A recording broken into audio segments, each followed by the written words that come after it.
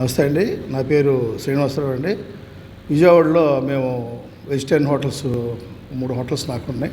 అలాగే మా cousin brother Ponnuru Sai, ఇతను ప్రత్యేకంగా బెంగళూరులో టిఫిన్స్ అనుభవం పొంది విజయవాడలో మంచి రెస్టారెంట్ పెట్టాలని చెప్పి బెంగళూరు తిండి అనే హోటల్ వాళ్ళు ప్రారంభించడం జరిగింది.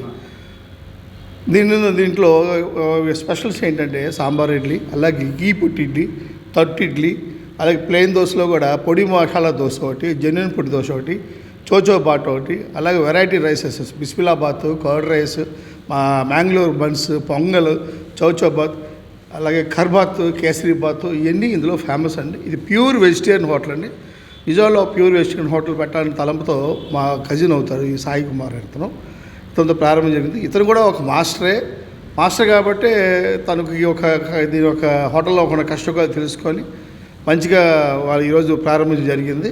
మంచి రుచికరమైన టిఫిన్స్, చట్నీలు, 2 రకాల సాంబారు, చెన్నై సాంబార్ ఒకటి, అలాగే బెంగళూరు సాంబార్ ఒకటి, 2 రకాల సాంబార్లు ఉంటాయి, మసాలా వడ ఉంటుంది, అలాగే మంచి గారి అనేది మీరు విజయవాడలో ఎక్కడ తిన్నా సరే ఎక్కడో గట్టిగా ఉంటుంది. ఇక్కడ స్పెషల్ ఏంటంటే గారి బండ్లాగా ఉంటుంది, చాలా స్మూత్గా ఉంటుంది.